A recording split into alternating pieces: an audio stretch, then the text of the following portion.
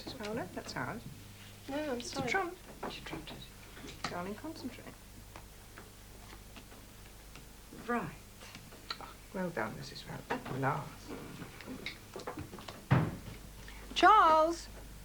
We're in here, Charles.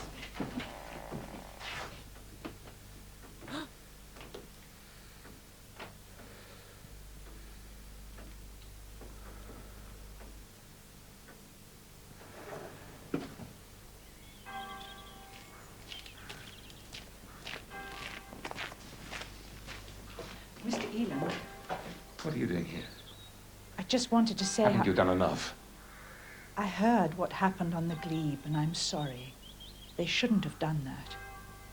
I have nothing to say to you. I have a service to conduct.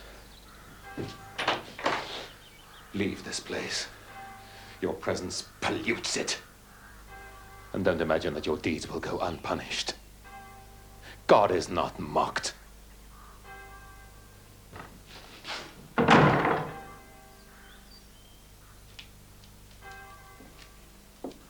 Dear Mr. Jones, thank you very much for the donation from your Miners' Lodge to the Burston Strike Fund. We are very grateful to the people who helped to keep our school going. We give some of the money to help the people who have been thrown off their glebe lands for supporting the strike. Yours sincerely, we left out an E. Yes, that's very nice. Mum, Miss Sabina, she's not feeling well. Oh, my dear child, what's the matter?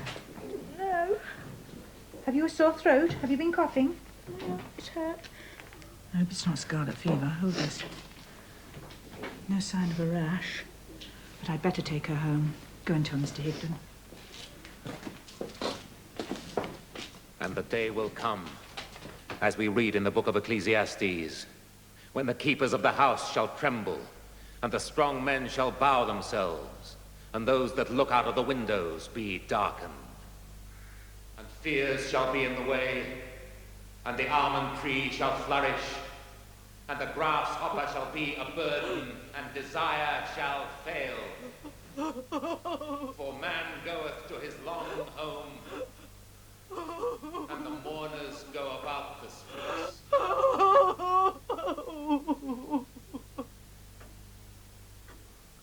Mr. Eland, I don't think this letter should be sent. I can't see it'll do any good.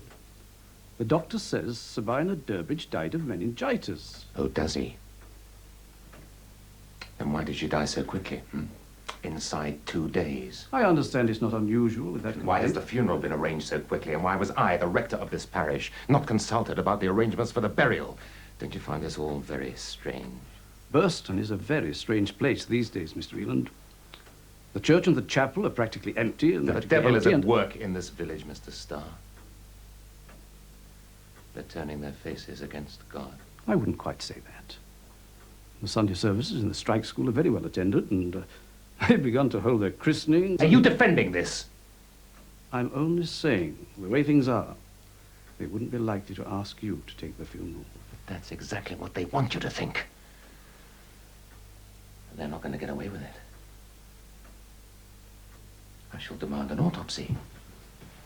The body must be dissected and examined. Must be a post-mortem. But why? What do you expect to find? Well, how can I tell? Something to do with the school, though, that much is obvious.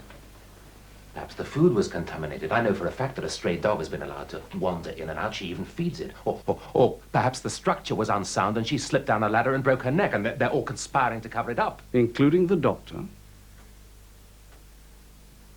Well, we've come to the point, Mr. Starr, where nobody can be trusted any longer.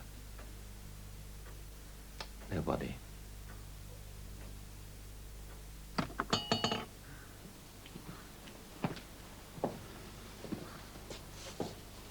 Do you think he's quite well, Mrs. Eland? I mean, imagining he sees enemies everywhere. Perhaps you could talk him out of his latest scheme. It's going to cause a lot of distress and embarrassment, and all to no purpose, I'm sure. Do you think we haven't suffered distress and embarrassment? And he doesn't need to imagine enemies, Mr. Starr. Nobody comes near us now. They've all fallen away like rats leaving a ship. I don't know them anything. We've nobody now but each other. God help us both.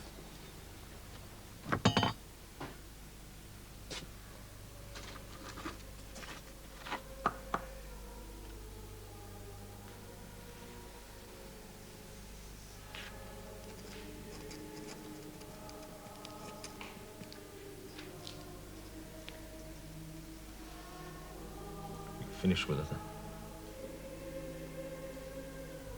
You finish with her?